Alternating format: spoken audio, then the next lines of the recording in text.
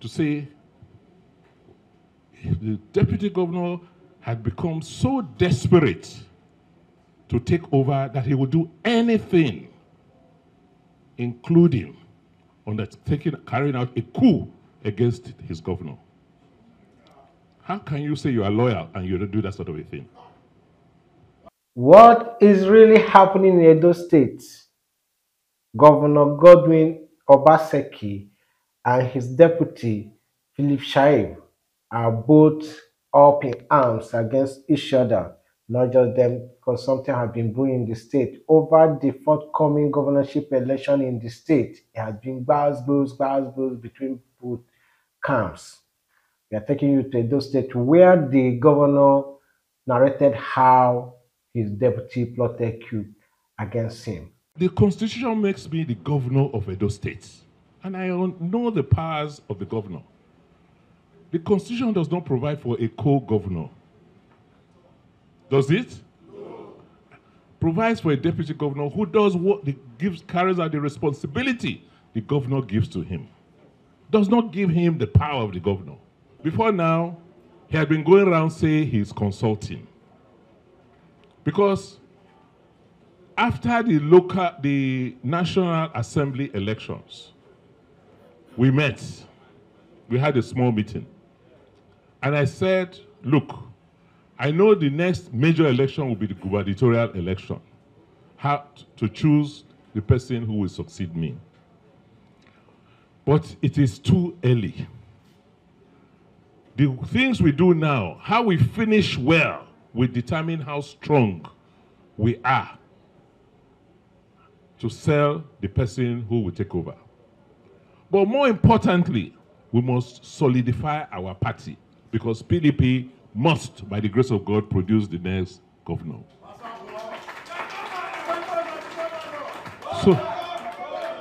So the work we must be doing now is how to consolidate the party, how to reconcile the party, how to make the party one again. That is why I took specific interest in the local government election, so that we can consolidate and unify our party. So when all these issues were coming out for the local government nominations, everywhere I went, there were already camps. Oh, this is for deputy, this is for... I said, but I have not finished my term. Won't you allow me finish? I said, stop this. Disconnected. Till tomorrow. The deputy has never come to meet me one-on-one to say, Oga, you know what? I'm thinking of running. Oh. I want to see how I can succeed you when you finish.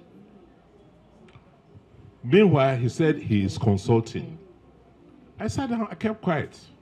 So, well, if you think I am somebody you will come and tell me, impose your idea on when you are finished consulting, I will be watching. I didn't say anything. He's going around doing all sorts. But let me go back to the main issue, what really happened and created this problem. I proclaimed the House of Assembly.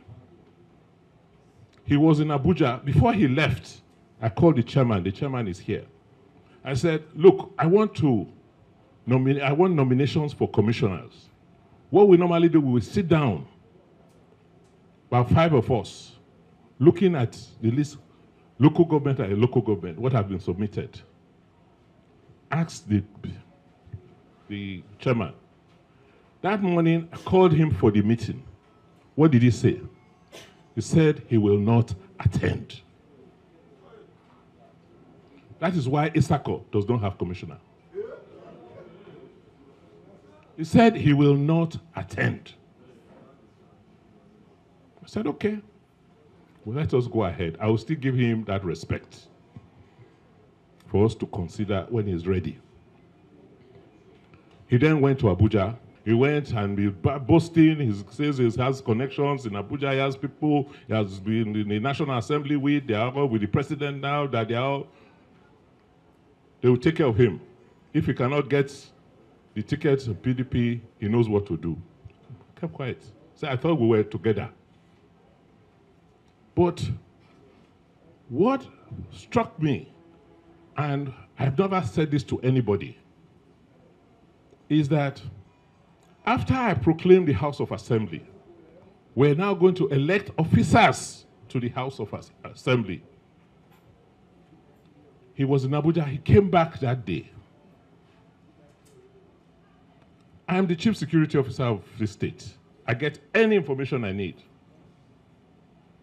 But I have that responsibility to keep quiet and use the information properly.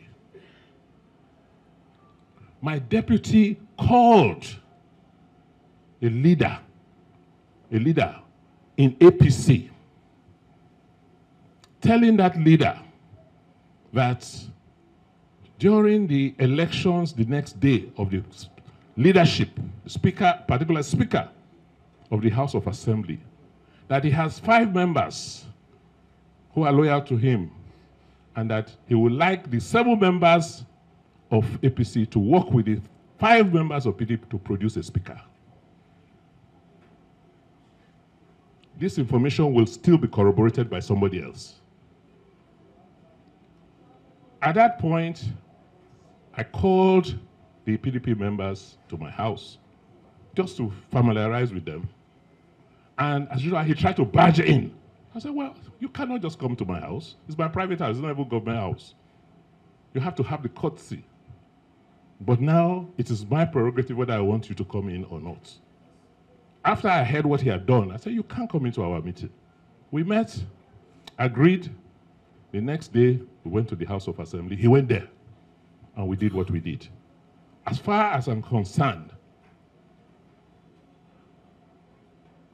that was not working in our common interest.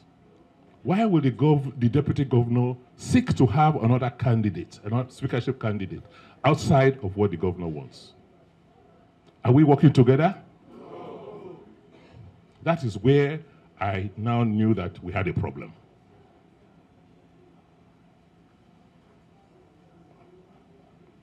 To say the deputy governor had become so desperate to take over that he would do anything, including carrying out a coup against his governor.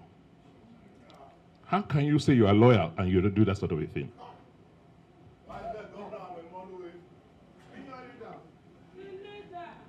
The rest, you observed. He was going around, he would go to places, just as if we are not the same government again. When you ask him about something, oh, he will agree, the next day we'll be doing something else. His Excellency Michael Gedome called for a meeting. He called Senator Ali Mekena for that meeting in his house. I went for the meeting. Deputy said, oh no, sorry, he was just consulting. Denied, oh, nothing will happen again. He will just keep quiet until it is time. I said, the timetable for the election is not even out. Why not wait? There's a lot of work for us to do. Let us not be distracted. But for him, no. He continued. I didn't say a word. And I haven't said a word to him. The next thing I knew, oh, yes, he went to court. He said he's going on holiday. I approved, as usual, for him to go on his annual holidays. And he traveled. He didn't tell me he's traveling. And the next thing I knew is that they are serving us summons that he has gone to court, that there's a plan to impeach him. Say, impeach you? What have you done? If you want to run for the office of governor, there's nothing wrong. I mean, it's your constitutional right to run for the office if you want to.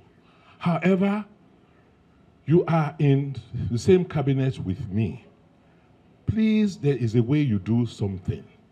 Even if you are trying to show respect to the people, if people see you now, even before the time going around. What do you expect all the other candidates and all the other people who have an interest to do? Their natural feeling is that, oh, the governor has already, governor don't say. Meanwhile, governor never say. Huh? So I cannot support such unfairness. Let us have the timetable. Let us sit down with our leaders. Let us agree how we want to do this thing. Are we going to be doing to me, to you, or we want to allow other people participate? Let us agree. He says we want to impeach him. I called the speaker. Speaker, what am I hearing? Is there anything? Some of you came to Benin that Sunday for one meeting. You remember? Yes. That was when the speaker told me that he phoned, that they said they want to. I said, but why did you tell him? He said he didn't. He told you that there's nothing of the sort. I asked, checked the various. I said, what is going on? Who wants to impeach and for why? Before you know what? I got court summons that we should, saying that he wants to get an order preventing us, stopping us from impeaching him. So, since there's no such plan, it doesn't bother me. What was kind of disturbing was the excuses he gave in his petition. This is a matter before the courts. I don't want to talk much about it. How can somebody swear to an affidavit, right? A public officer, with information that is patently wrong and false, that we stopped him from coming into ESCO. Meanwhile, you attended that ESCO and you signed. I am not angry, I'm just disappointed.